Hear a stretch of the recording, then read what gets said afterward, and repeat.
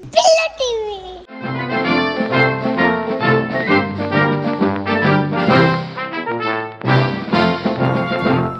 मैं, बापू काका और बाबा निराश होकर रात को सो गए थे कि पेड़े बट रहे हैं, मिठाइयाँ बट रही हैं कि हमारे बच्चों का सिलेक्शन हुआ है और हर कोई कह रहा है कि हमारे बच्चे का सिलेक्शन हुआ है। हमसे तो किसी ने कुछ कहा नहीं था, तो वी वर वेरी श्योर कि हमारा सिलेक्शन नहीं हुआ है। एंड पिताजी ने और बापू काका ने मुझे कहा कि you came up till here, तुम यहाँ तक आए यही बहुत बड़ी बात है, तुम अफसोस नहीं करना। और हम सो गए थे। रात को करीब 1-1:15 बजे हमारे रूम का दरवाज़ा खटखटाया गया। हमने दरवाज़ा खोला तो सागर आर्ट्स के कार्यकर्ता थे और उन्होंने कहा कि आनंद अंकल आपसे मिलना चाहते हैं। तो पिताजी ने कहा कि मुझे 5 मिनट दीजिए, मैं सो रहा था, मैं मुंह धो के चेंज करके आता हूँ। तो बापू काका, मैं और बाबा कपड़े वगैरह चेंज करके, हम उसी स्टूडियो में हमारे रहने का इंतजाम था, तो 4-5 कमरे छोड़ के आनंद अंकल का कमरा था। और रात को 1-1:30 बजे हम समझ नहीं पा रहे थे कि रात को 1-1:30 बजे क्यों उठा के बुला रहे। सन्नाटा था, सारे लोग सो रहे थे। और हम जब आनंद अंकल के रूम के पास पहुंचे तो उसी कार्यकर्ता ने कहा कि बापू काका अंदर नहीं जा सकते, पिताजी कौन है? तो पिताजी ने कहा मैं हूँ। तो बोले सिर्फ स्वप्निल और उसके पिताजी को बुलाया, तीसरा आदमी अंदर नहीं जा सकता।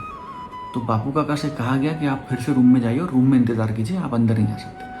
बापू Kaka was very anxious, he was like a father to me, मतलब वो मेरे चाचा कम और he was like another father to me. तो बापू काका ने मुझे आशीर्वाद दिया और कहा कि जो भी होगा अच्छा ही होगा, जा। और बापू काका दोबारा रूम में चले गए। मैं और पिताजी अंदर चले गए तो आनंद अंकल बैठे थे, कुछ 1-2 और लोग बैठे थे, मुझे याद है। और आनंद अंकल ने कहा कि बैठिए, कैसे हैं, खाना वाना खाया, सॉरी आपको लेट उठाया जगाया, लेकिन बात ही कुछ ऐसी है और वो अभी की जा सकती है। तो पिताजी ने कहा कि हाँ जी कहिए। और आनंद अंकल ने मेरे पिताजी से पहली बार वो शब्द कहे जो शब्द हमारे कानों पर पड़ने के बाद हमारी ज़िंदगी बदलने वाली थी। आनंद अंकल ने मेरे पिताजी से कहा कि आपके बेटे का चयन कुश के किरदार के लिए किया जा रहा है। मैं 8-9 साल का था, लेकिन मुझे आज भी डिस्टिंक्टली याद है कि उसके बाद 2 से 3 मिनट तक मेरे पिताजी कुछ बोल ही नहीं पा रहे थे। वो बोलना चाह रहे थे, वो थैंक यू कहना चाह रहे थे, वो आभार प्रकट करना चाह रहे थे, लेकिन शायद बोल फूट ही नहीं रहे थे। और पिताजी को ऐसे देखकर मैं भी ऑलमोस्ट रोने की तैयारी में था। Of course they were happy tears. Anand uncle उठे, उन्होंने मेरे पिताजी को गले लगाया, उन्होंने पिताजी को कंफर्टेबल किया, उन्होंने कहा आप चाय पियेंगे, आप कुछ पानी पियेंगे, चाय पियेंगे। पिताजी और मैंने आनंद अंकल के पाँव छूने के लिए हमने कदम आगे बढ़ा तो आनंद अंकल ने कहा कि नहीं मेरे पाँव मत छूइए, ये मेरा डिसीजन नहीं है, ये पापा जी का डिसीजन है और हम सब बिलीव करते हैं कि it is the right decision. तो लेकिन अब मैं आपसे जो कहूँगा वो बहुत इंपॉर्टेंट है। और आनंद अंकल ने हमसे कहा कि हम कल सुबह सबको यही बताने वाले हैं कि किसी का सिलेक्शन अभी नहीं हुआ है और कल सुबह आपको भी यही बताया जाएगा, क्योंकि अगर हमने किसी को कहा कि इसका सिलेक्शन हुआ और उसका नहीं हुआ तो यहाँ बवाल हो जाएगा, हल्ला हो जाएगा, क्योंकि बहुत ज़्यादा प्रेशर है हम पर भी।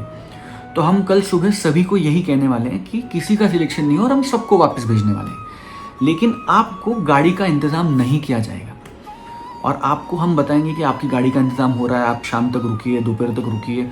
तो आप कंफ्यूज नहीं होना, आपको रुकना है, क्योंकि आपके साथ हम कल से ही शूटिंग शुरू करेंगे। और ये बात किसी और से कहिएगा मत जब तक बाकी के बच्चे और उनके पिताजी और माताजी जाते नहीं हैं। But you have been selected और आपका बेटा कुश का किरदार निभाएगा। हम रूम से बाहर आए, रात को 1:30 बज रहे थे और मैंने मेरे पिताजी को बहुत कम बार इतना खुश देखा है, जाहिर सी बात है। वो हमारे रूम में आए, बापू काका वॉज वेटिंग, उन्होंने बापू काका को गले लगाया और बापू काका से कहा गया था कि उनको भी कल सुबह निकलना है because he can not wait for the shoot. तो बापू काका भी खुश थे बिकॉज उनका ऐसा था कि मैं घर जाता हूँ और स्वप्निल की माताजी को बताता हूँ, मेरी बीवी को बताता हूँ जो बाबा की बहन थी, और now can we tell people.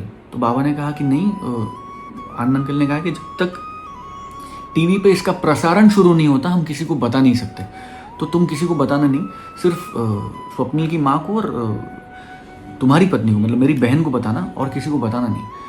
तो अगले दिन सुबह बापू काका निकल गए मुंबई के लिए और मैं और पिताजी रुके और वही हुआ। हमको बताया गया सबके सामने, आठों बच्चों को और उनके माता पिता को बुला के बिठाया गया और बताया गया कि किसी का चयन नहीं हुआ है, किसी का सिलेक्शन नहीं हुआ है और यू कैन गो बैक और जो भी है आपको इन्फॉर्म कर दिया जाएगा।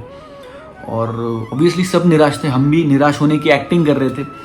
एंड हर एक एक करके लोग जाने लगे, कोई गाड़ी से गया, कोई अपनी गाड़ी लेकर आया था, वो निकलने लगे और हमें बताया गया कि आपकी गाड़ी का इंतज़ाम शाम को 5 बजे के बाद ही हो पाएगा, उससे पहले नहीं हो पाएगा, तो आपको रुकना पड़ेगा।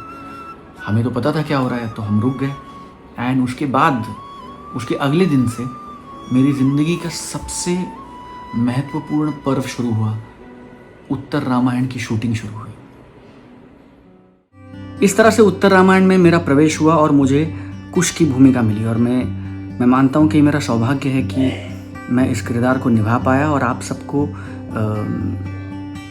मेरा ये रोल, मेरा ये काम पसंद आ रहा है। और इस रीरन के माध्यम से दोबारा इतने लोगों से जुड़ने का मौका मिला, इसलिए मैं डीडी नेशनल का, हमारे देश के सभी लोगों का, जो विदेश से मुझे मैसेज कर रहे हैं, फ़ोन कर रहे हैं, ईमेल्स भेज रहे हैं, उन सभी का शुक्रिया अदा करना चाहता हूँ। डॉक्टर रामानंद सागर साहब का, सागर परिवार का और मेरी संपूर्ण उत्तर रामायण की टीम का शुक्रिया अदा करना चाहता हूँ। फिर चाहे वरुण जी हो, दीपिका जी हो, सुनील जी हो, दारा अंकल हो।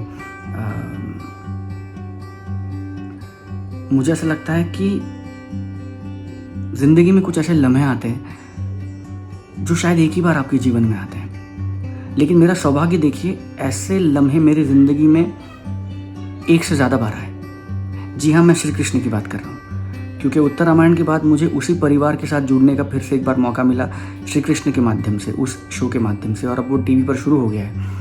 मैं एक छोटा सा पोल रन करने वाला हूँ ट्विटर पर भी और इंस्टा पर भी, और आपसे पूछने वाला हूँ कि आप क्या सुनना पसंद करेंगे। आप पहले उत्तर रामायण के शूटिंग के किस्से सुनना पसंद करेंगे या आप श्री कृष्ण में मेरा चयन कैसे हुआ और वो कहानी सुनना पसंद करेंगे।